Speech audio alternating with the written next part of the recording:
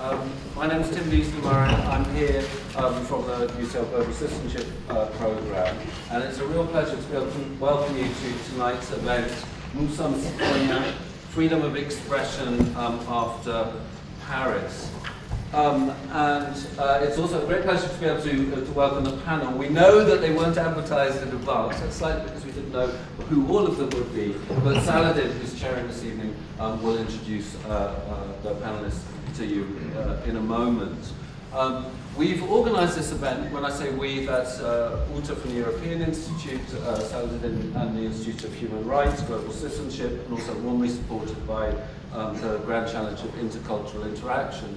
Because the university, as a special sort of space that is constituted by, that is defined by freedom of speech and freedom of thought, we felt the need to respond in some way analytically to think what the ramifications are of the terrible violence that occurred in Paris recently at Charlie Hebdo and in Vincennes at the Jewish supermarket. So this is an attempt to take expertise from within UCL, from very different perspectives, to try and make sense of some of what this means for questions of, yes, freedom of speech, but also coexistence, citizenship, themes like that. So thank you very much for coming. There's a hashtag that Uta's put up now. I don't know if you use that, but it'd be interesting to hear your responses. There'll be plenty of time for discussion as well. But in the meantime, let me hand you over to Saladin Garcia, who will introduce the rest of the panel. So thank you. Thank you very much.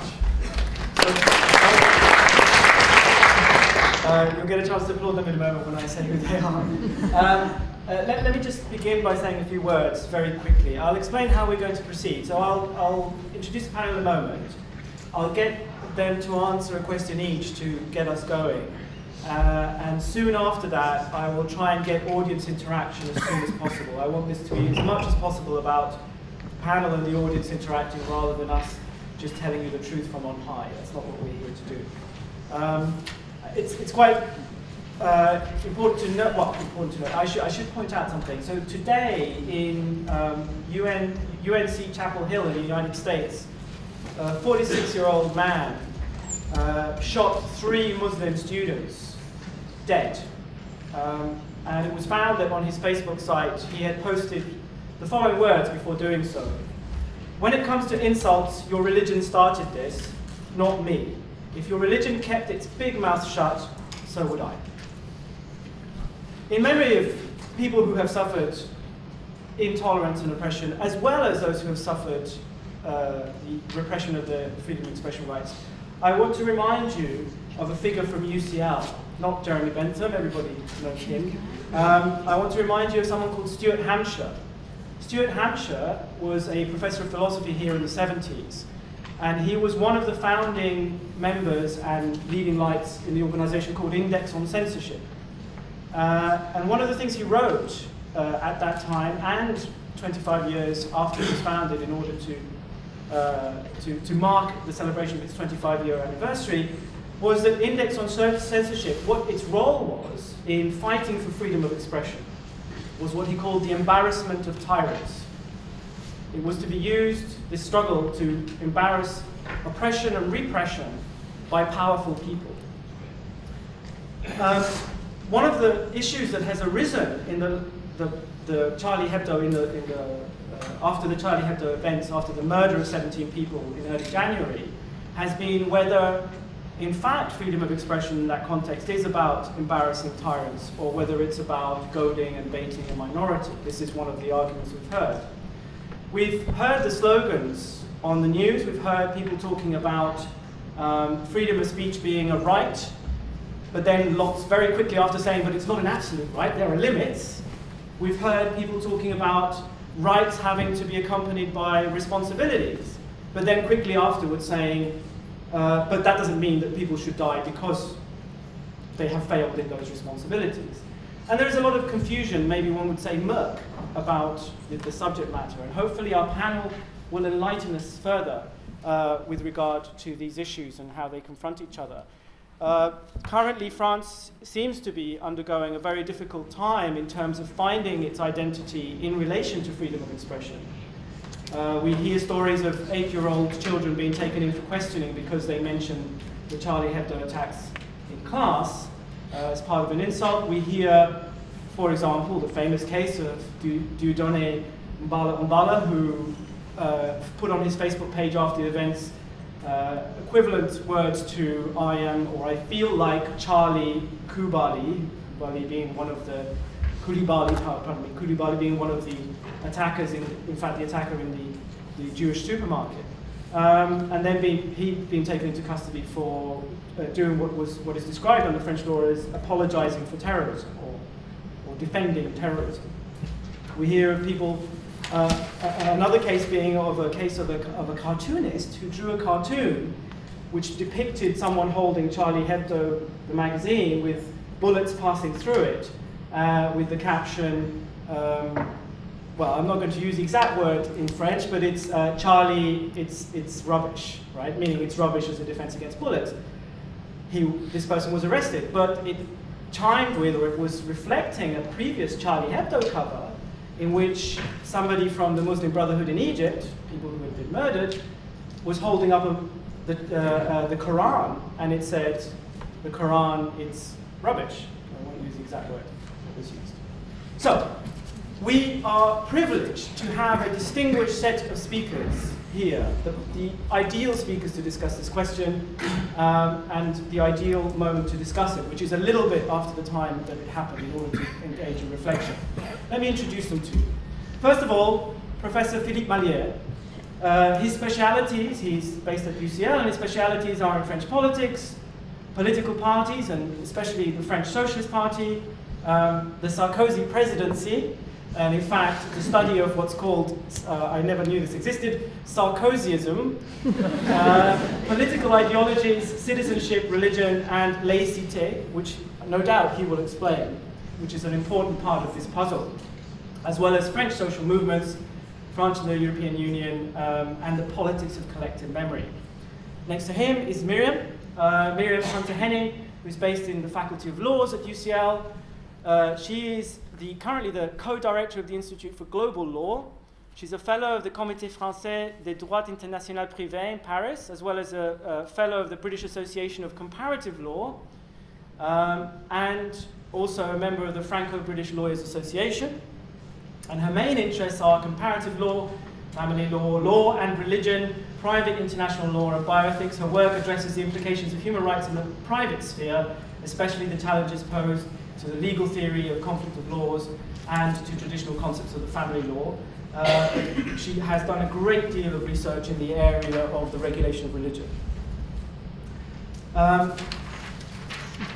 Next on my list is Professor Tamar Gal from the Department of History of Art, and her research interests have focused on questions of gender and sexuality, the woman artist and the body in 19th and early 20th century French art, which is published extensively in the field. I wouldn't have time to name all the books that she has published or featured in. She's also published on questions of race and representation, and she's collaborated on exhibitions and art curations to do with the subject matters. She has written about contemporary artists including Nancy Spiro, Christian Boltanski, Massimo Vitali, and Mona Hatoum. Her interests have turned recently to post-apartheid culture and art, as well as the history of photographic practices in South Africa. In 2008, she curated an exhibition on landscapes and language in South African art entitled Landmarks, Homelands, Contemporary Art from South Africa at the Haunch Venison Gallery in London. Her pressing concerns at the moment in terms of interest are feminist politics in the context of global and international developments in theory and practice, and questions of gender and sexuality in historic and contemporary areas. And finally, I'm afraid Eric doesn't seem to have arrived, so finally we have Professor Farid Panjwami, who works in the area of interfaces between religion, citizenship, and education, including their historical dimensions and issues around representation of intra-religious diversity. He is interested in the philosophy of education, particularly on the conceptions of knowledge and personhood in Muslim and modern Western traditions, education and society, and more specifically on the questions posed by the need for social cohesion in a contemporary multicultural society and the forms of social and political marginalization, among other things. So, as I said, what better panel to discuss these questions questions that I will begin by posing in a moment. But now you can applaud the panel.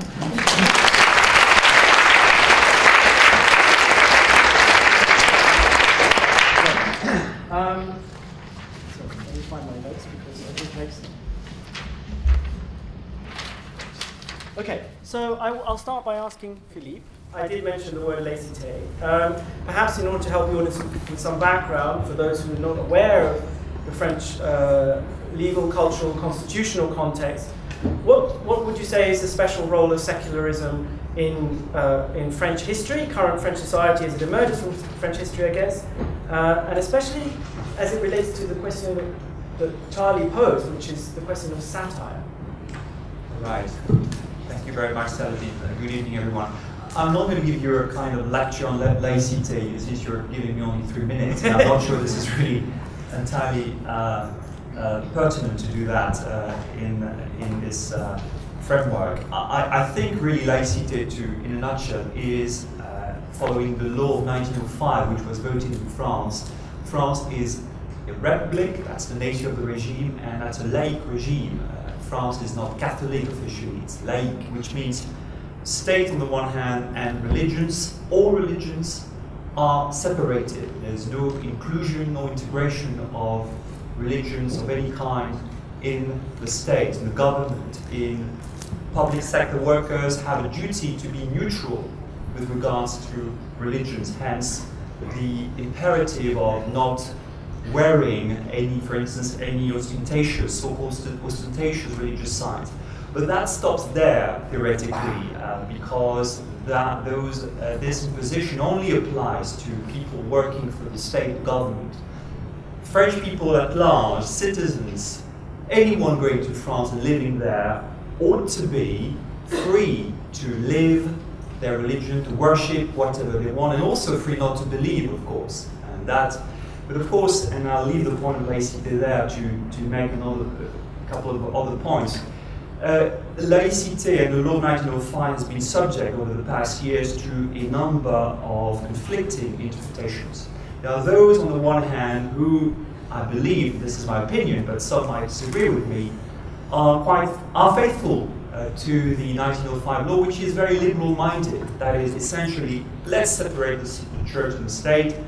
Then, when it comes to the public in general, you know, everyone is free again. That's not about banning religious signs or trying to impose a kind of a code of conduct about how to be French in a specific way.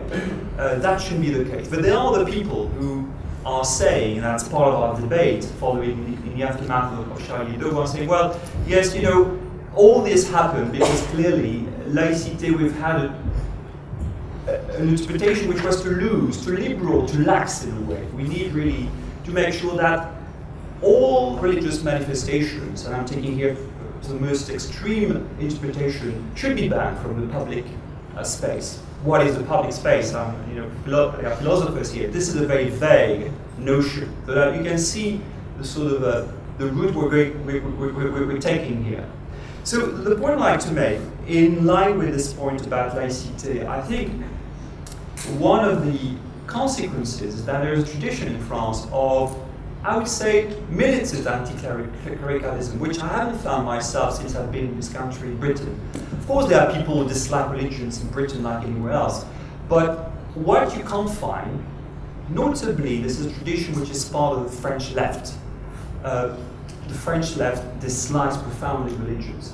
At least that used to be the case. I think there are lots of people now who clearly are thinking, well, religions, what's the point of attacking religions? What's the point of attacking worshippers? That's not the problem. If you're on the left or the far left, there are other issues. Capitalism, for instance, economic, social exploitation, gender-related forms of exploitation or domination. You see, there are lots of debates to be had about that. Last point, because I have less than a minute left. Well, I would say, of course, I hope we can get back to the point, but Charlie Hebdo, which is a publication of my youth, which I stopped reading a long time ago, but still I was reading at some point, which everyone knew about. The cartoonists who were killed were very well-known people. And of course, we were all shocked, angry, and sad about that, but nonetheless, now it's time to really analyze the situation. I think unfortunately, Charlie Hebdo and that type of humor and cartoons seems to typify, in my opinion, the kind of left or far left secularist arrogance which you find in France. I will just say that it became very clear over the past year that they developed an obsession with one religion in particular, although in theory they were attacking all religions, but it was Islam. The trouble is that Islam is the second religion in France. What's more, it is a religion which is mainly practiced by people who come from, with an immigrant background, people who come from a working class background, people who are socially, culturally, economically dominated. So I think it's not the same attacking, issue after issue, that kind of religion in a French context, as if you were attacking clerics in Iran or clerics of the Islamic State. It's not the same thing. So I will leave it there, but I think this is probably to show that, yes, in my opinion, this sort of right to blasphemy, right to criticize, ridicule, and mock religions is in theory fine. I agree with that, but in practical terms, of course, this is far more complex. Thank you.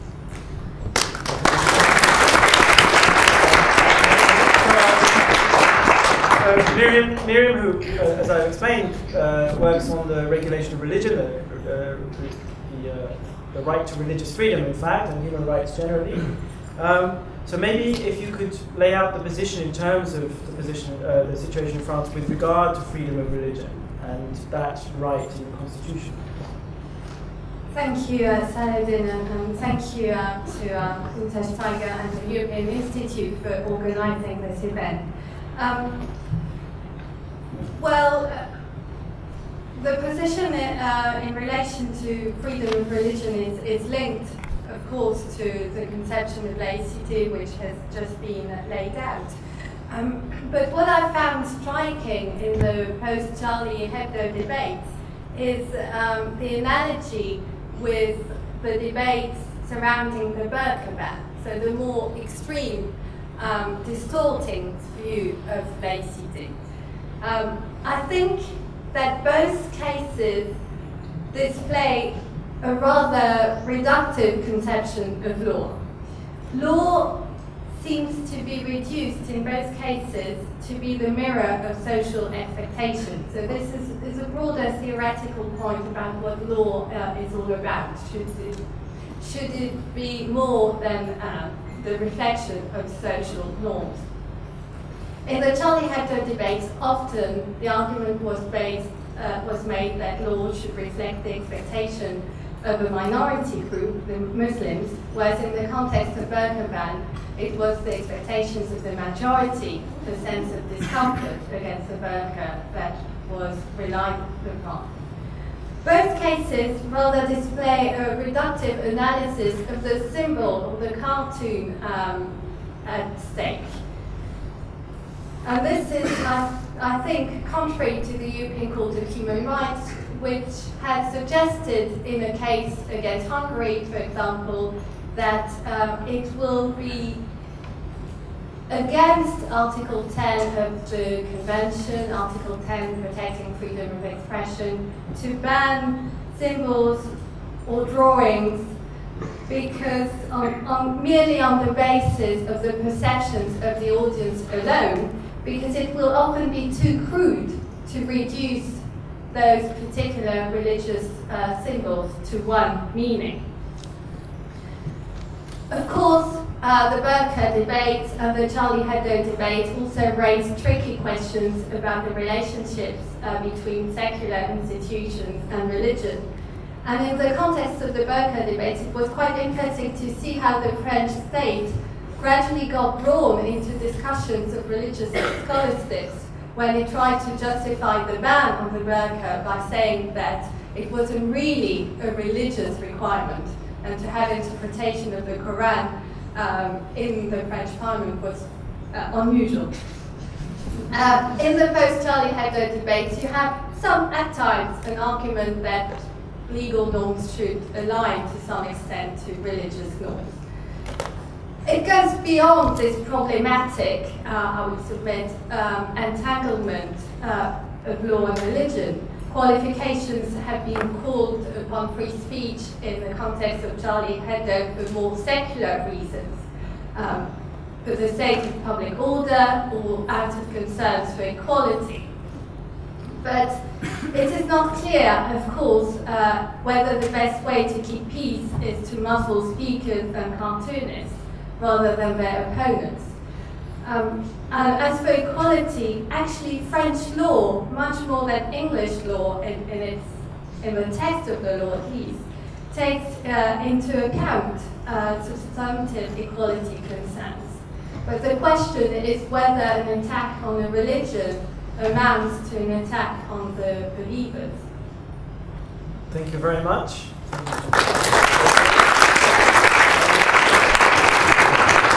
So, Tamar, so my question to you is, we struggle over images. Sometimes actually images start to fall out of the picture and other things get put in their place. But we do struggle over images, even in so-called liberal democratic societies. The struggle takes place over whether, for example, whether certain images demean women, whether they lead to harm in terms of harm against a particular section of society, say the harm of the identity that's forced on a particular group in society, such as gender identities. And there are movements that argue for the banning of these kind of images because of the considered harm they cause. So do you think that given that images seem to have such power, with that power comes some kind of responsibility on the part of the image maker? Yeah, I think images are very, very complex objects, and I think images have incited all kinds of passionate responses for many, many, many centuries. And we hear about this much, much more visibly, obviously, because of the kind of technologies of communication that surround us. But I think that the debates that we've heard have been insufficient in relation to the way in which the images that have been perpetuated by Charlie Hebdo and their like, their ilk, I think that they're under-theorized, and I think that when one listens to the kinds of debates, really the whole issue around freedom of speech and freedom of religion have really dominated. But what interests me is what is actually being articulated at the level of the image when we look at those images themselves. And there are a couple of things that strike me about those images which seem to me to be inadequately acknowledged in the public debate. One is that I think that the images that Charlie Hebdo proliferates, particularly around the image of the prophet, slip into very, very old stereotypical constructions of the Semite, both the Jew and the Muslim. And there's something very interesting about the way in which those become conflated, and probably quite ironic given the kinds of conflicts that they are inserted into. So this image of the kind of hook-nosed, thick-lipped, swarthy, turbaned caricature, kind of bestial construction, which is the absolute embodiment of the other, makes one think about in whose interest these images are produced and what kinds of repressed memories they actually represent. So is it a kind of return of the repressed in France, where the image of the Jew is particularly explosive because of France's own collusion in the Vichy regime in relation to the Second World War, and France's own guilt in relation to its own history of the annihilation of so many of its Jews and the deportation of them, and then its own current crisis around its minority Muslim population. There's a weird kind of cheap, I think, anti-Semitic, and by Semitic here I'm including the broader sense of what the notion of the Semite is, caricature that's being cycled here, a kind of facile, cheap kind of humor that I think is at stake. And I wonder whether it is a kind of anti-religious feeling that actually motivates that, or whether there's actually some deep racializing construction that's actually operative within this visual iconography. There are a couple of other slippages that I've noticed in so much of the reportage. I mean, for example, in the aftermath when Charlie Hebdo started to do that commemorative issue with the putative image of the prophet crying on the cover, and from Radio 4 to the newspapers to all the kinds of debates that were going on here, people said this is an image of the prophet crying, or this is an image of Muhammad crying. And there's a kind of slippage, a lack of, I think, understanding of what is being constructed in this image like that, How do we know what the prophet looks like? Why should the prophet actually look like this kind of weird, swarthy creature? Even if he's crying, why is he represented like that? How has the image of the Muslim come to be circulated within this particular set of caricatural languages so that a certain kind of commonsensical acceptance of this as image of the prophet seems to be circulated without any kind of anxiety or comment? So I think at the level of the image, there are all sorts of things we need to unravel with what's going on there in that particular kind of construction. And I think also we need, and this relates a little bit to what Philippe was saying in terms of the way that caricatures function within the social. Of course, caricatures have existed within French culture for hundreds of years.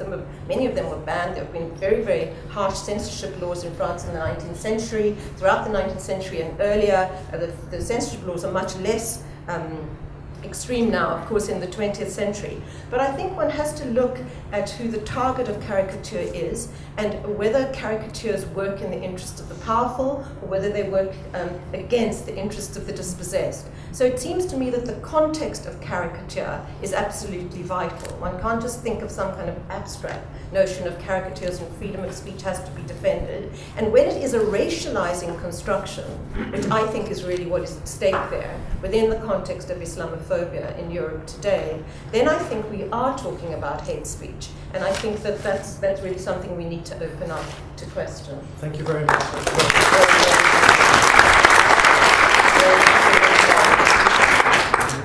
Okay, and last but not least on the panel is, of course, Farid. So, the images that have provoked this discussion, or provoked the attacks, it seems, are images of the Prophet, and we're told that the very fact of an image of the Prophet is considered in itself a forbidden activity, is to create images of the Prophet. And there are images that both ridicule his figure, which is an additional insult on top, and ridicule the wider religion of Islam. That's, in fact, their intention. How do you think that the Muslim community has reacted to these images and to the killings? And here, it's open to you to think about the direct Muslim community in this country, or a wider sense of the Muslim community, if you so wish. And really, my question is, how do you think that people of faith can manage to balance? Because we have statements from Muslim leaders saying that whilst these are offensive images, nothing excuses killing. So how do you think that people, given their Islamic identity, have managed to balance those two things? Right? The offense suffered, which is so deep, and at the same time, the prescription on murder. Well, first of all, thank you very much for this invitation and for organizing this debate. It's an honor and privilege to be here. I think it is correct that although there may be deeper reasons for this brutal and unacceptable killing, which should be condemned in no uncertain terms, it is also true that more immediate reasons seem to be to do with the things that you mentioned about the depiction of the image of the Prophet and the ridicule, or at least a sense of ridicule that many people felt. Now, how does the Muslim community react? To begin with, I would say, and perhaps we'll get an opportunity for this, to revisit this whole notion of the idea of Muslim community, whether there is such a thing or not. In any case, the responses that we see are plural rather than singular, which is what we should expect. And let me frame it in an interpretation so that I can then bring in the responses as I see them. On Sunday, I went to the National Theatre to see a drama play called Dara. It's a historical play. Some of you may have seen it or know about it. Situated in the 17th century Mughal India. And it shows a power struggle between Dara Shikoh, and who eventually becomes Alamgir, Emperor Alamgir, in the Mughal Empire. Both were the son of Shah Jahan. And at one level, this was pure power struggle for the throne. But at another level, it was a struggle, contest between two different interpretations and visions of Islam. Dara Shikoh's vision, which was a pluralist, inclusive, syncretic vision of Islam, and Alamgir's vision, which was ritualistic, exclusive, and legalistic. And this contest over the meaning of Islam has happened at many points in the history of Muslim societies. And I think currently also Muslim societies are going through that. We have heard about well-known notion of clash of civilizations, but there is, in fact, a less well-known contest that is going on within Muslim societies between these different interpretations of Islam. And this issue of who defines what it means to be a Muslim today and what is the meaning of Islam. And the reaction to Paris events were no different in this. I mean, the reactions were along these contests over interpretations that are happening. And of course, it's not just Paris, because from the context of Muslims, just a month before that, they had this very tragic incident in Pakistan, in Peshawar, where school children were killed. Around the same time, you had Boko Haram killing thousands of people. So it's an ongoing saga that many Muslims are facing. And the responses that you see are multiple. There are, unfortunately, I would say, those who have either implicitly condoned it or have, even if they have condemned it with a very qualified sense, that's part of the reaction that is there. But also, and this is what I have noticed and which gives me some inspiration, is that there is an increasing boldness among those who want to now challenge it from within the tradition. And I'll give you just two quick examples of that. In the Paris context, of course, the depiction of the Prophet was the issue, and as Saladin mentioned, for many people, just the fact of depicting the Prophet is an issue. Many Muslims, scholars and others, what they did, they went back to the tradition, and they tried to bring out Iranian traditions, Central Asian traditions, Turkish traditions, where Prophet Muhammad has been depicted in narratives, in books. And they showed that this is not true, that Islam as a religion prohibits the depiction of the Prophet. I must say that I have never seen so many images of the Prophet in my whole life that I have seen in the past 1 month, because, and I think it's an act of defiance within the tradition against those who carried out those killings and attacks. Another quick example, in Pakistan, after the 16 December school attack, you now have movements which are trying to fight back, and one of them calls itself reclaiming our mosques. They are saying that our mosques have been hijacked by certain elements and they want to reclaim it. So there are these things that are happening, and I think we need to recognize this plurality of responses. Now, coming to the last point that you mentioned about balancing between the free speech on the one hand and also the right for offense. My own position is I'm not sure that offense is really something that will hold true if we scrutinize it. But in any case, in terms of talking about Muslim responses and trying to balance, I think on the one hand what people are trying to do is to persuade their own fellow believers the need for tolerance by going back to the tradition, bringing out stories, anecdotes, injunctions which are about tolerance. And at the same time trying to persuade Western public opinion and trying to persuade them there is a need to look into this particular incident differently as not simply a case of free speech, but also bring in the questions of context, history, colonization, the current immigration situation in France, and situate the articulation by Charlie Hebdo in that context. And also, there are many voices which are saying, alongside the free speech debate, we must also ask the question about growing intolerance in society generally. It's not just Islamophobia, but also anti-Semitism, which seems to be on the rise. And in reactions, there are far-right movements and Islamic extremism. All of these seem to be on the rise. And the important question is to ask, what is it that we are doing, or what we need to do in socio-economic political terms to stem this tide which actually challenges all of us, regardless of our religion, background, and belief.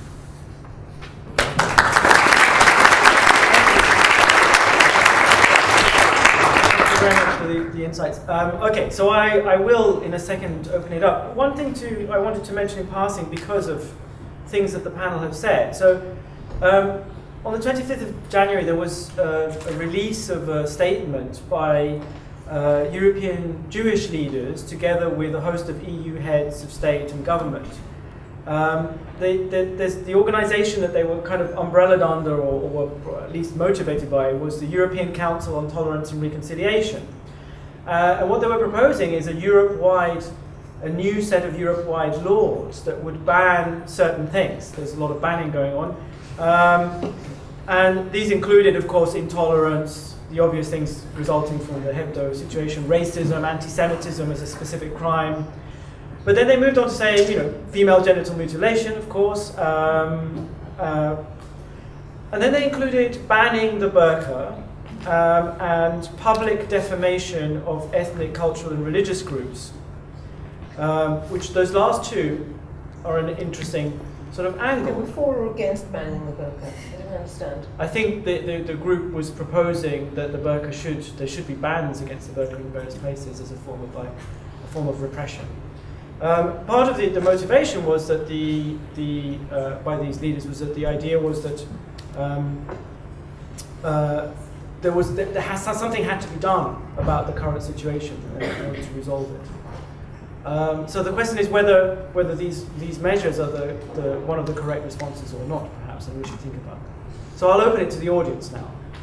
Yes, I'll take it first. I'd just like to say that Charlie Hebdo lampoons Christians as well as Muslims, seems to be entirely Catholics.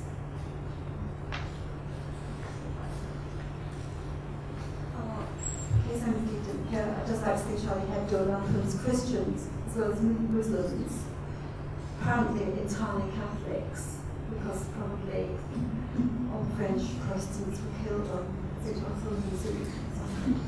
But I would be perfectly content to see Protestants are criticized in the same way myself, and especially Calvinists. Thank you for that. Can I take you up there? Because it's not so much a question as a comment. Yes, the person in the what colour? I'm sorry, my eyesight's terrible. It's purple top. Purple.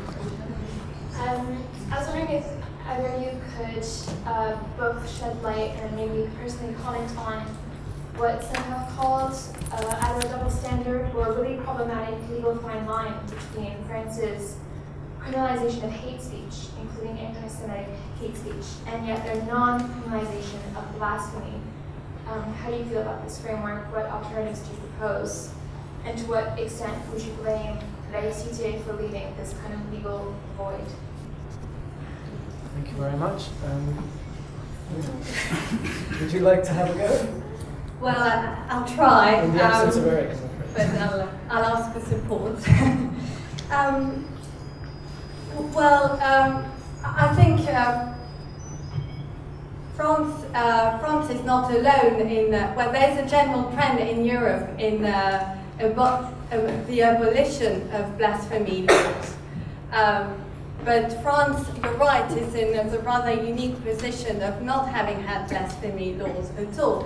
It wasn't seen as a void because of the distinction between offense to religion as such and offense to religious believers. The distinction is not always clear-cut, but I think it's important to make.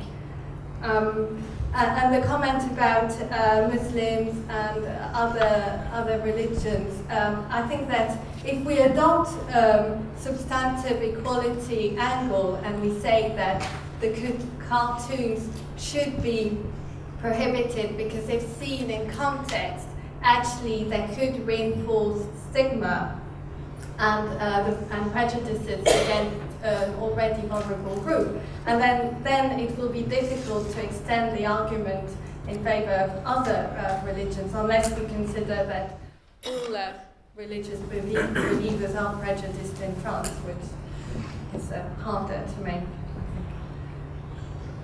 Good. Okay, so I have, let's have a look. Guy at the back, who I recognize. I'll take the gentleman here in the blue, and then I'll take you in the red. And anybody else who wants to?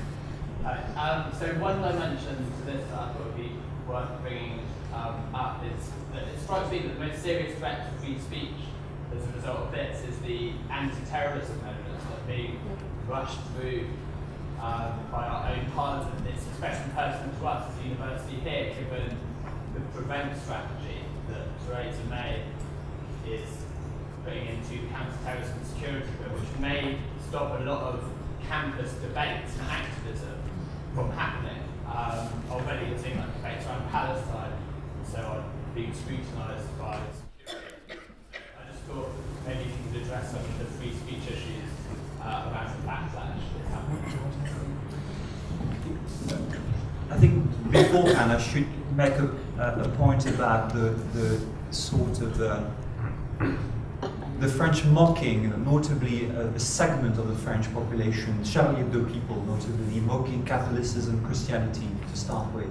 I think there's one historical explanation which I don't find in the way they were obsessively lately mocking Islam, which is the Catholic Church, whether you like it or not, was on the wrong side of the fence historically each time. You know, they were deeply against the revolution, 1789, they were deeply against the establishment of the Republic, and then they fought very hard the establishment of laïcité, the law of 1905. So they were seen, it was a very, very powerful, very intrusive institution, unlike, I believe, the Church of England. Nothing comparable, you know, with an attempt and a sheer will to influence, to exert some political, social power in French society as late as, I would say, the 1920s. Then they lost the battle.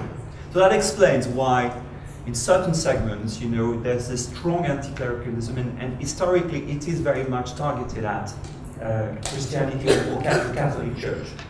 Not a benign church in France historically, although now I have to say they're absolutely in line with the kind of churches you find in Northern Europe. Okay, so that explains it. Yes, double standard, I agree about that. It seems that right to blasphemy, and between us, you have to wonder in a laïc republican society such as France, what's the point of the right to blasphemy? Why should you spend your time and energy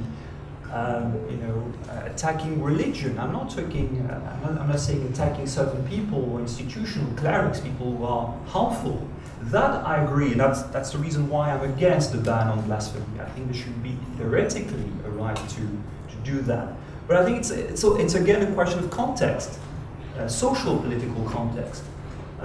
It's not the same thing as, you know, attacking, you know, Muslim worshippers, the second religion of France in general, and ridiculing them, because that's really open season in France, been for a long time. And I think, of course, there's another historic reason for that, which is unlike the US, or unlike possibly Britain to some extent, France hasn't really looked into very clearly and hasn't really understood the sort of the legacy it left in certain Arabic or Maghreb countries which it colonized. This is really one of the big issues in France, one of the reasons why there's so much social, ethnic, religious tension, you know, in France. So that's really the thing. And as for the last point about terrorist laws, yes, of course, there's a sort of parallel between the situation in France following those attacks and 9/11 in the US. Although I'm not putting that on the par necessarily in terms of, you know, what it meant to French society. I think it's less important. I believe personally that in a year's time, provided no such thing happens again, but thankfully, Charlie Hebdo will be to a large extent forgotten. But what happened in the US? Bush was very low in the polls before the attacks. He managed, you know, to use those attacks to, you know, launch a series of measures, you know, very illiberal, sort of restricting, constraining civic liberties. I'm not saying Hollande has the same thing in mind, but at least he did things which were particularly distasteful and similar, with this fake call to national unity, you know, meaning nothing. You try to sort of get some political dividend of that. It has worked to some extent. It won't last, in my opinion, but it has worked. And of course, like in Britain, there have been extensive talks about what should we do in terms of in legal terms to make sure that those terrorist acts do not happen again, forgetting that France and Britain is the same, already has a number of, of laws and measures which, are there to treat such actions. So yes, there's been a tendency, it's very similar to what happened in the US 9/11, to already not to try to understand why those things happen, but again to try to treat the problem in sort of a typical fashion, of restricting civic liberties. Thank you. I wonder whether the whole galvanizing, though, of the world powers and the march isn't going to have a really bad backlash, because if you look at the sort of what happened straight after the terrible murders that happened in Paris, the outpouring of spontaneous grief in the Place de la République, and people, friends of mine, were all out there, candlelit visuals, etc. That was a moment of real kind of startled grief before anybody had actually kind of accommodated themselves to what the implications of what this event were. But then it didn't take 1 or 2 days before the politicians hijacked the whole event, and that absurd, lineup of people. And their laughable participation in the march. You all remember heads of states, I would say, a good fraction of them having nothing to do with democracy and pluralism and legal constitution being there, parodying. That was really off-putting. A lot of French people were really off-putting. I think that offended people, and then I'm sure you've all seen the cover of Private Eye from last week, Je suis charlatan. I wish I would have brought my copy, but I forgot.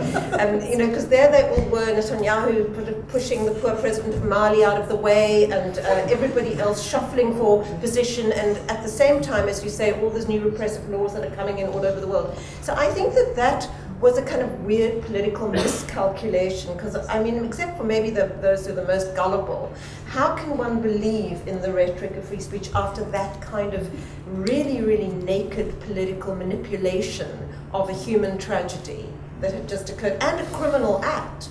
We witnessed mass murder and a criminal act that needed to be dealt with by law as an act of murder, but it was hijacked into a political event of such proportions that, I don't know, maybe some people were still moved by it after that. Mr. Chair, if I may add yes. to this.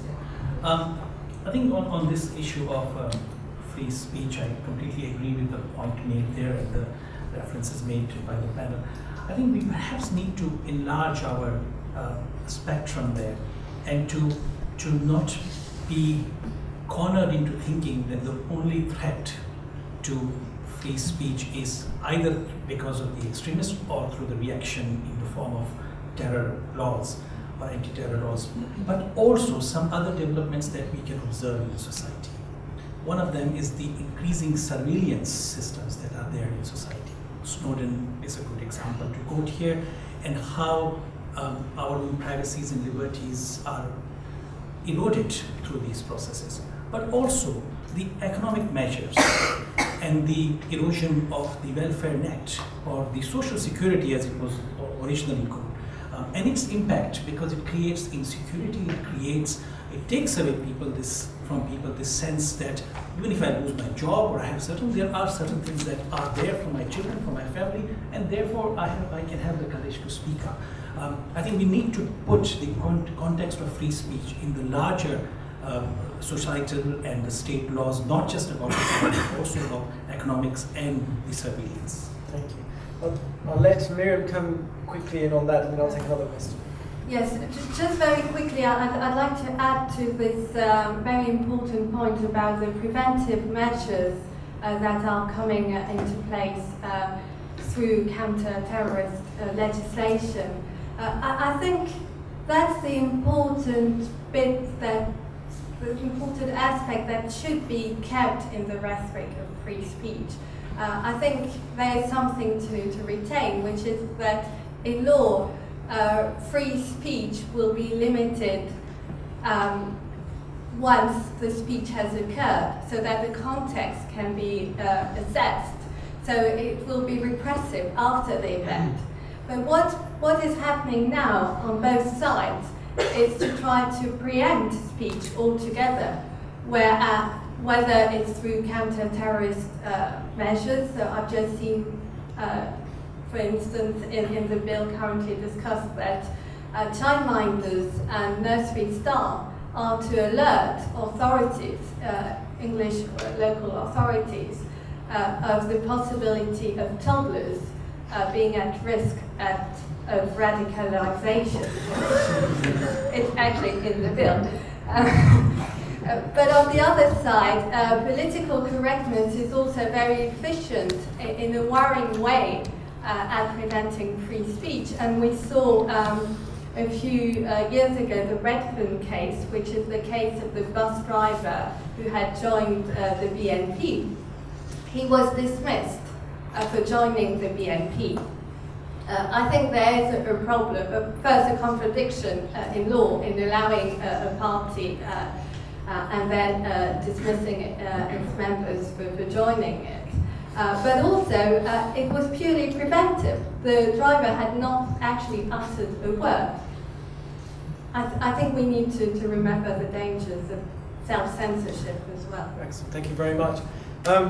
Maybe I can provoke you a bit more. I'm going to take you in the blue. Just for any thoughts also on the reaction in this country? There are examples in this country of, for example, school teachers, it was reported, saying in classes that Muslims should be confronted with images of the Prophet, including the children in the classes, and this has led to all sorts of reaction against Muslims in schools here, including violent reactions to Muslim pupils. So maybe we can think about the effects it's had in our society, not just in France, because it's an international phenomenon to some extent.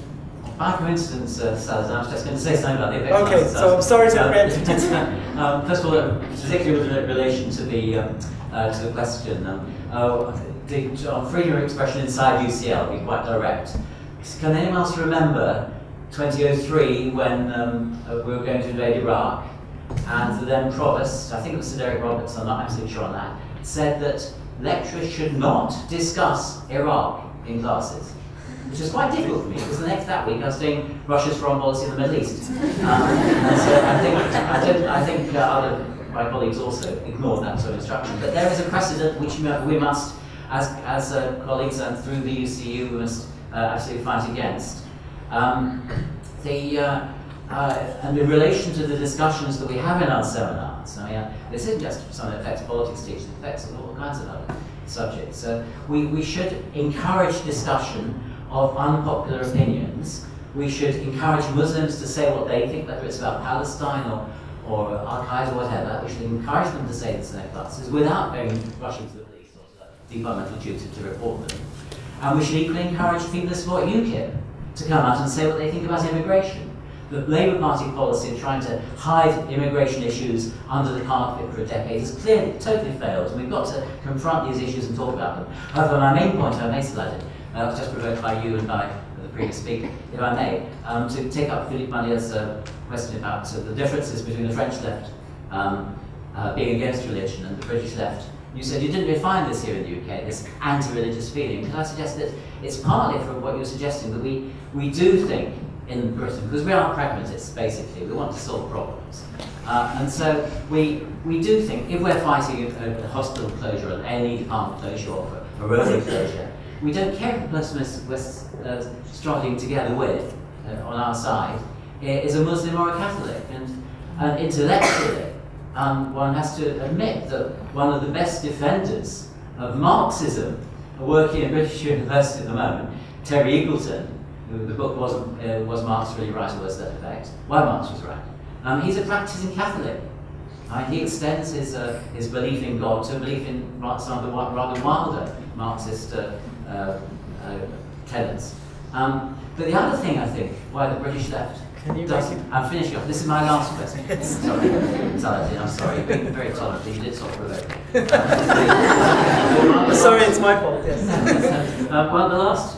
the other reason why the British left has not really been very anti-religious, and I say this with some trepidation, is that it is, in some sense, like a lot of the British political class, it's rather frightened to It doesn't want to take on either the Jewish establishment or the Muslim establishments or the Church of England.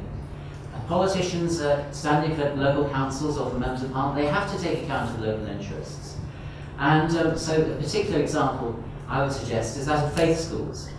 The majority opinion in this country is now against faith schools, but we have more and more faith schools opening. Why? Because politicians are not prepared to challenge these establishments. Thank you very much. Thank you. Maybe you should have been on the panel. No. Okay, so I've got a lot of hands going up, and I have a growing list. I'll try and get you all in. Talking of free speech, just another thing to throw in there to think about. So it wasn't too long ago that the LSE banned the Atheist Society, members of the Atheist Society, not the LSE University, but the Students' Union banned the Atheist Society, and then was backed up by the university in doing so, for its members at the Freshers' Week wearing T-shirts of, I don't know if you know about these T-shirts, the Jesus and Mo T-shirts. They're T-shirts that depict Jesus and Muhammad having a conversation at a bar.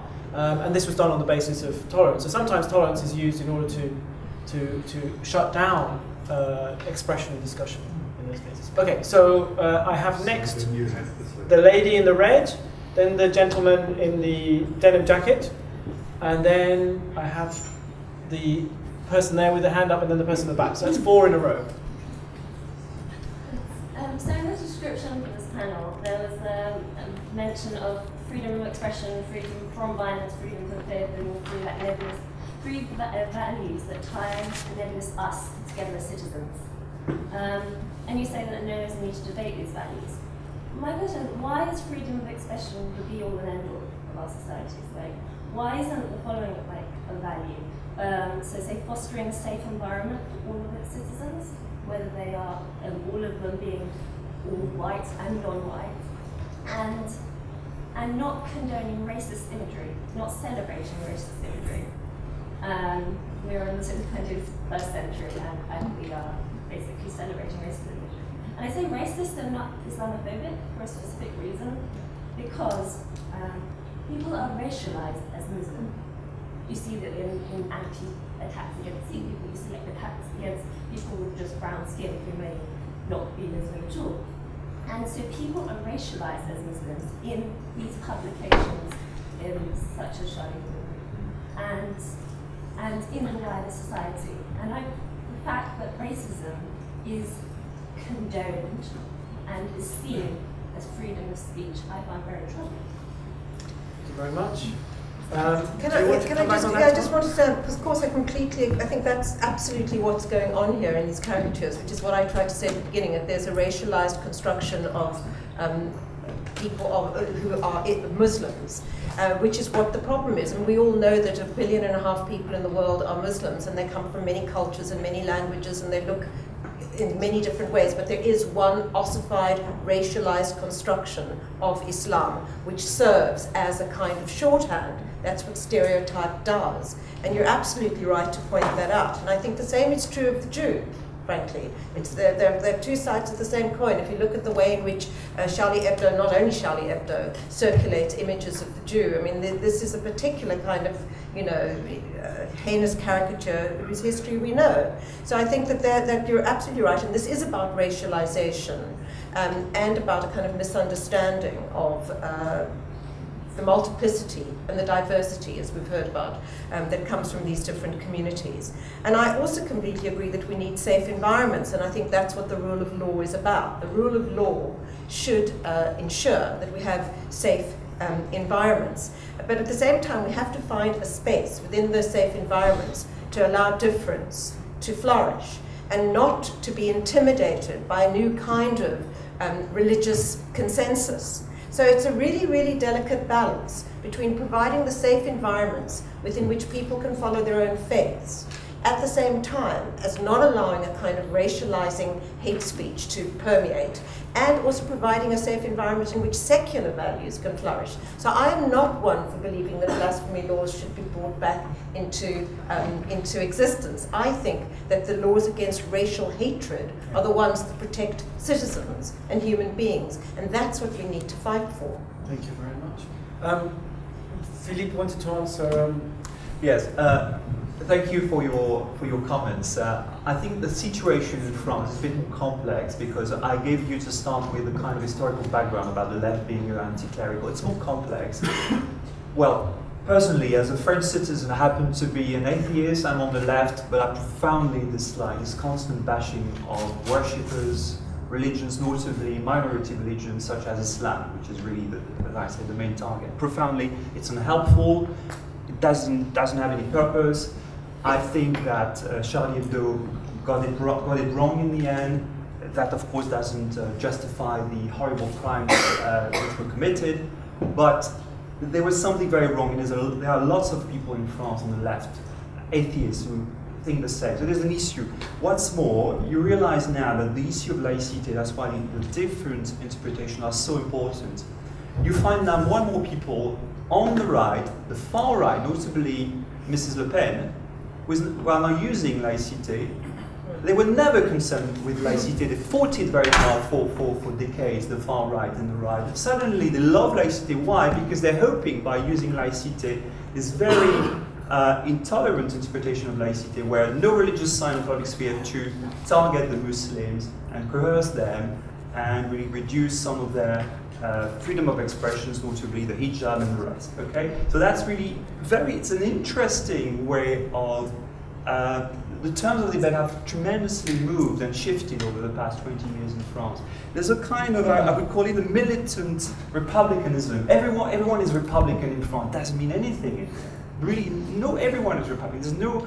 There's much more challenge to the actual regime in this country, monarchy, than in France, where no one, it's in fact the ultimate taboo to attack the Republic, its values, and that was again something you could feel.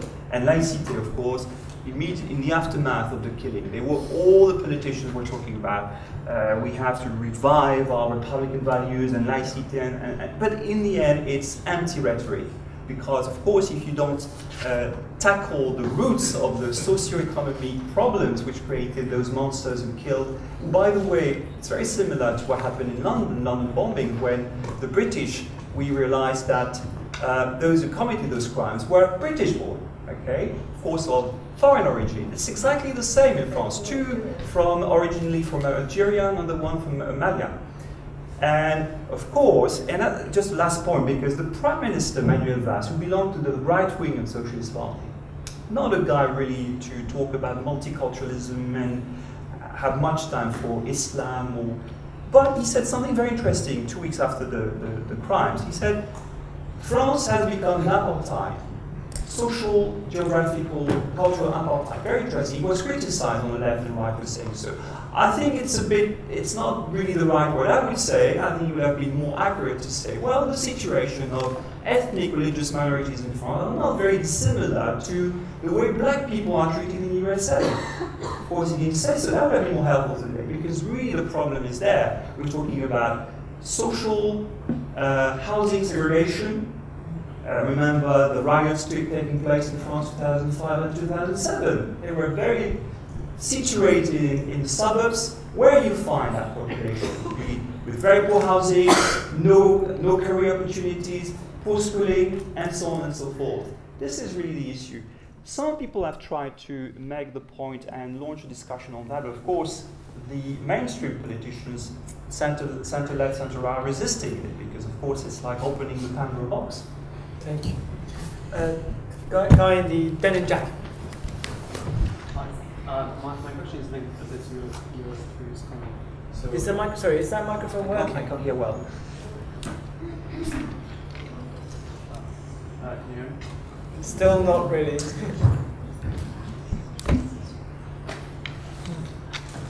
Is it on?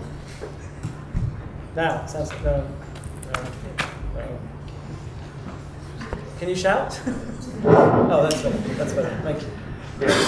So my question is linked to your comment. Basically, France, Britain, the United States, Canada are all multicultural, multi-ethnic, multi-faith societies, and they define themselves as secular democracies. However, we see that today France is quite unique and I would say isolated in its interpretation of secularism by being more radical For example, in the past 10 years, we have seen many laws that have been passed and they have been condemned by human rights organizations for limiting the freedom of religious expressions, such as banning religious symbols in schools, banning the burqa, banning, like, it's a series of bans that limit religious expression. So, and it's like a growing trend. In France, it's becoming, in my opinion, as a French Muslim now studying in UCL, I always say to my friends, like, I have discovered the notion of freedom of religious expression by living in London, to be honest. And the thing is, how do you see this? Do you see this as this secular trend, this what I call secular radicalism or secular extremism? How can you comment on this trend? Do you see it as a threat for living together and from a legal point of view as well? Thank you. Thank you. And then Miriam first. So I agree with you. I think it would be a mistake to think that freedom of expression is absolute in France. There are many restrictions, and most of them apply to the freedom to express religious beliefs. Indeed, I was very critical of the French burqa ban, for example. Because actually I don't see it as an illustration of laicity at all. It's not about the separation of state and religion. It applies to ordinary citizens in ordinary places. So it's got nothing to do with laicity. Ironically, it relies on this concept of living together, and it was upheld by the European Court of Human Rights on the elusive concept of social harmony, when in effect, I think it's just about protecting the feeling of discomfort of the majority. So this is a very worrying trend, which we see growing for political reasons and astute media reporting, etc. But I still think that restricting freedom of speech too quickly would carry the threat of making religion a taboo. Because if the argument is that the cartoons, Charlie Hebdo cartoons, were conveying stereotypes and were therefore contributing to hatred or insults to a particular group, I think that actually there is a legal basis for banning them under French law. But if the argument, as I have heard it, is that any depiction of the Prophet should be banned, then I think it's really closer to blasphemy law. And I think that the end result would actually be a loss for religious freedom, because then the orthodox view of religious communities would prevail, and there would be very little leeway for members of that group to question that orthodox view. So we have to think carefully. Thank you. Farid, you want to comment on this? Yes. On this, and a question about the values and what the state should be safeguarding. I think in any society there are always multiple values, and many of these are worthwhile and need to be upheld and safeguarded. But as Isaiah Berlin told us, that it's not always possible to really put these values in a neat hierarchy or neat system where they all fit in with each other. There are often tensions between freedom and security, for example. And freedom of speech becomes important because it is that crucible in which these debates can take place as to which values have to be defended, which values, and without freedom of speech as a crucible, you can't do that. So I think that's why freedom of expression, within certain limits that you also mentioned, even in France, there are limits, everywhere there are limits, but it's important to uphold it because it's in that crucible that you can then have other debates that you want to have in society. That's one thing. The other thing I want to say is, going back to the point that mentioned earlier, about this internal clash that happens in Muslim context and where different interpretations are competing.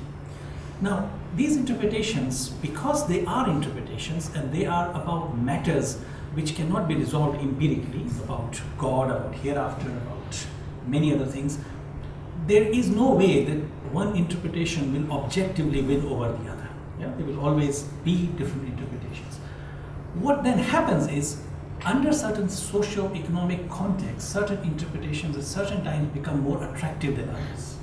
And I think the question we need to ask, going back to the point you were making, is what are these socio-economic contexts in which some people are being attracted, and unfortunately increasingly we see them attracted to these interpretations of religion which are quite violent and one would even call them as destructive. But I think interpretations themselves cannot resolve it. Interpretations will have to be put in the context of socio-economic policies, the impact, the social conditions in which people live, which then make them vulnerable to be attracted to one rather than another. And I think that's the question we need to ask, which perhaps we haven't dealt with as much as we should. Thank you. You can clap if you want. What do I have next? Maybe before we move on, so let me sort of put a challenge out there. So on the one hand, you said, so Miriam, for example, you said that starting to try and legislate for the mere showing of the Prophet would be, or protecting people from that would constitute a blasphemy law. However, other kinds of usage of the images perhaps to goad, to bait, etc. not. How would you see that sounds like a very fine line. How would you see the line being drawn? And I guess for a lot of people, the question about freedom of expression seems to turn around the question of whether people feel offended by something, not simply whether they are being attacked or goaded, but that they feel that they are being attacked or goaded. And it's enough maybe for someone to see an image of something that they don't want to see. What's the line here? Well, I think feelings of offence are too thin a justification for legal prohibition. There may be a justification for self-restraint or in the social realm, but certainly not in law. There is no right not to be offended. There is no right not to be exposed to beliefs other than one's own. My personal view is that in light of the ambiguities of the images, I think, and cartoons, I think that they should have been allowed. I don't find them funny, but Charlie Hebdo was facing near bankruptcy. Now it's been sold in millions and millions of copies. I think it was counterproductive at best, and I think it's important to remember that there is no right not to be exposed to other opinions, even if we find them shocking. Okay. Yeah, you. Does this work? Sorry, I'm getting my voice back. I have two brief remarks and then a question. My first remark is that I've heard several people, both in the audience and on the panel, use a formula that I just wanted to flag up, which is the caricatures that provoke the attacks. And I just wanted to flag up that language because I think it's language that we want to take a bit of a step back from, because the caricatures unto themselves are an agent and people killed. And the attacks included on a kosher grocery store where the people who were there had nothing to do with Charlie Hebdo. So it's really important that we not offer agency to a collection of caricatures which are not being shown here today, which we maybe needed to look at in order to talk about how they work, in order to analyze the ways in which they might also play on anti-Semitic stereotypes from the past. Second remark, I wonder if we're reading, in order to decide whether or not we think his caricature should be shown, we're reading the book through its pictures. We're watching the TV with the sound on. That none of this discussion is revolved around the articles in Charlie Hebdo and the ways in which it fought as a periodical very vehemently against Islamophobia, against anti-Semitism, and offered many opportunities from both its audience and beyond it to think critically about those things. So here's my question. If what we do is we analyze whether or not the caricatures either in this country or anywhere in Europe should be seen, is there some way that we might be able to act slightly more productively to stem the rise of the radical right in using this moment, whether through UKIP, through the Front National, to stem its use of these fantasies about what Charlie Hebdo represented, to forget, for example, the Jews who were killed, to forget the anti-Semitism that was part of it. Thank you very much. I'll get Philippe to respond to that in a moment, but there was one person right at the back. Yes, I'll get you to ask your question, and then I'll get Philippe to respond at least to the first one.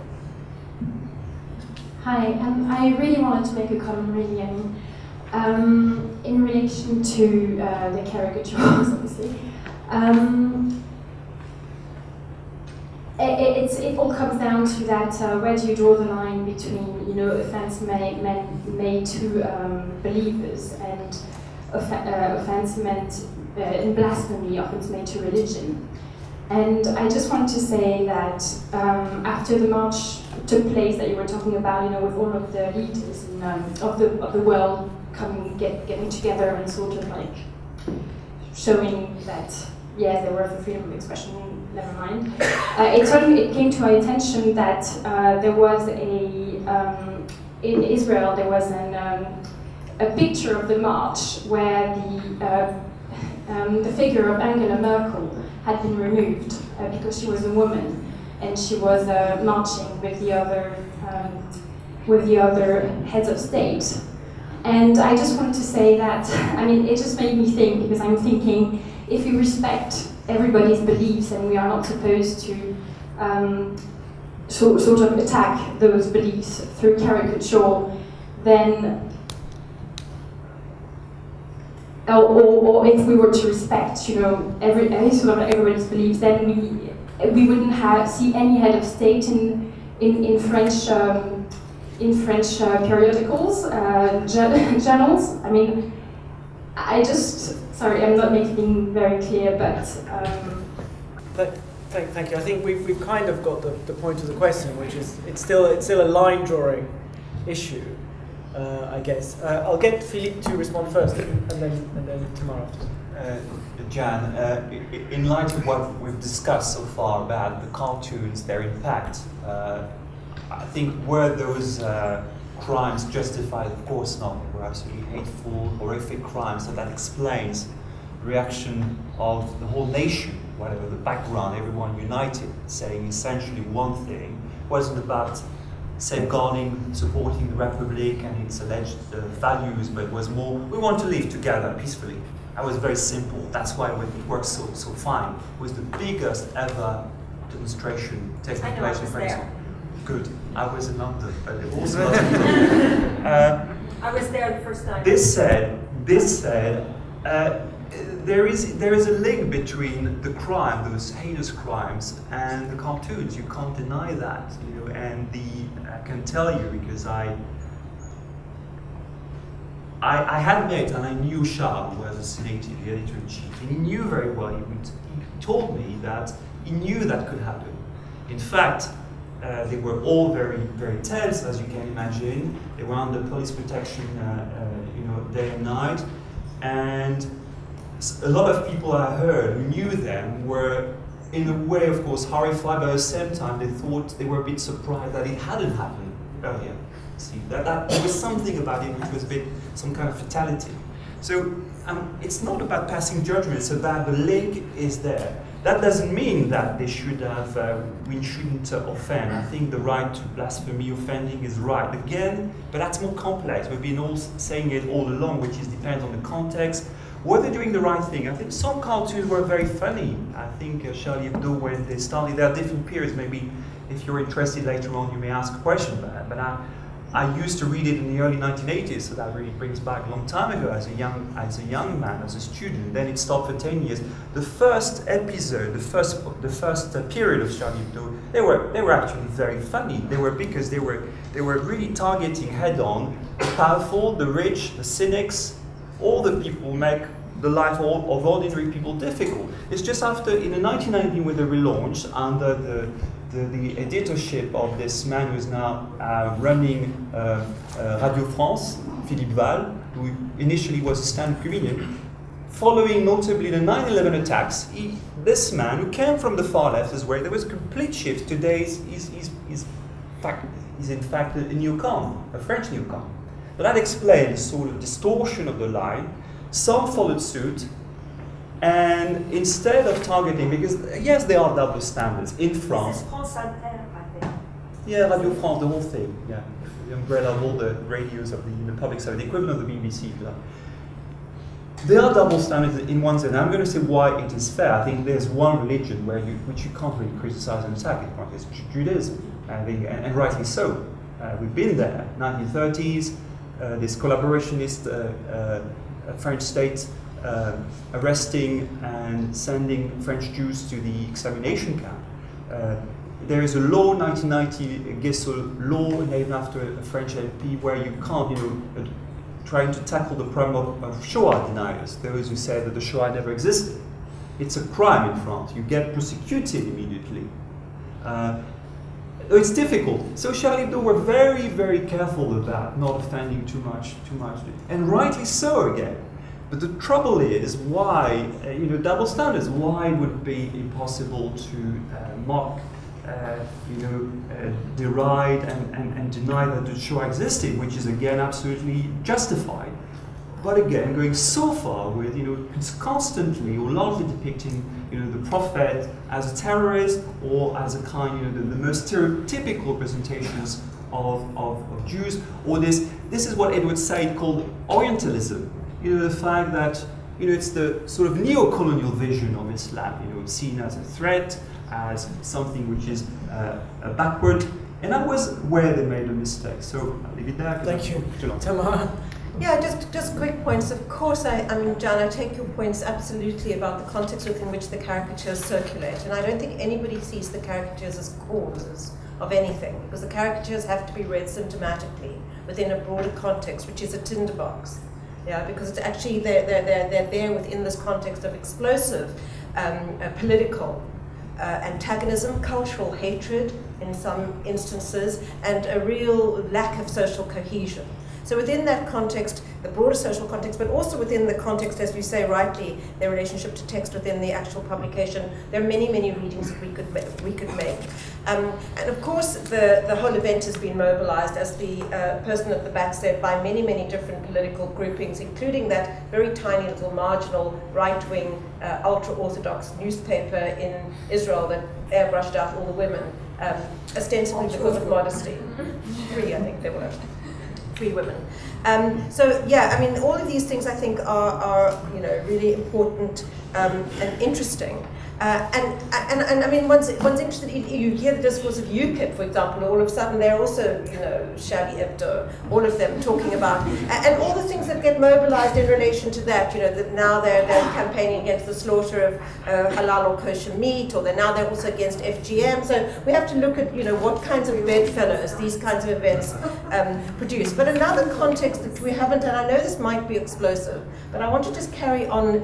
I don't know quite what to make of this, but I will insert this into the debate, is of course there are huge double standards in France, and the one kind of political gathering which is actually forbidden by law is the gathering of pro-Palestinian protest. So I speak as a Jew married to a Muslim, so hang me if you want to, but and from a Holocaust surviving family. But I find it deeply, deeply offensive that on the one hand, yes, as you say, rightly, there is a prohibition in France against anti-Semitism and against Holocaust denial, etc. At the same time, there is a kind of legitimation of a certain kind of, you may not like the word, but let's call it as a shorthand, a kind of demonization of Islam as a religion and of Muslim people through the circulation of certain kind of images and caricature. And at the same time, there is an inability within French society to talk reasonably about the Israel-Palestine political conflict. And you're not allowed to talk against it, otherwise you're an anti-Semite. There's a real confusion that goes on between anti-Zionism and anti-Semitism, and that is part of the broader context within which this whole sorry affair is being played out. So I think that that's another thing we need to bring into the conversation. I'm going to, one last word is going to go to Farid. I'm conscious that some of our speakers must leave at 8 o'clock, so I'm sorry I can't take any more questions at this point. But maybe I leave the last word. Farid, maybe I can prompt you as well. Do you think there should be some kind of, I mean, we've talked about being responsible, about using images responsibly, but these are things that you can say that you leave to people to do. And if they don't do it, so much the worse. Maybe should there be perhaps some kind of ban on people using images to goad a religious group? It's not just a question of blaspheming or offending, but it's of using the images in a way that identifies the group and tries to bait them, basically. Do you think this is what is being looked at, or do you think that we are fine with the kind of legal distinctions that we have already? I think it's a difficult one. On the one hand, I suppose, as I indicated earlier as well, free speech has to be considered a very important value in the society. And you know, if you look at online newspapers, you find that if you want to make comments, sometimes in some newspapers you send a comment and it's moderated, and then it is put in public. In other newspapers, you first put in comment, and then if anybody makes an objection, then it is considered, and sometimes the comment is removed. My own view is it should be the second way. People should have the right to speak up. But there should be strong, fair and just laws that also allow those who feel offended, those who feel that they are hurt, that they are being targeted, to then take recourse in the legal way so that proper and just recourse could be given to them. I think one of the things that many Muslims feel, and we have touched upon it, is that while there is on one hand freedom of speech, on the other hand, the laws that provide limits to freedom of speech work differently in different contexts for different kinds of discourses. And I think that's we should look at, not necessarily banning any freedom of speech or even legally stopping them, but making sure that those who want to object, because that's also their right to object, have and they perceive that there is a just and fair means according to all groups and all people. I think what some people feel is that there is an injustice and unfairness, and I think we use the word double standard precisely for that. I must leave because I have to catch a flight actually. Thank you very much.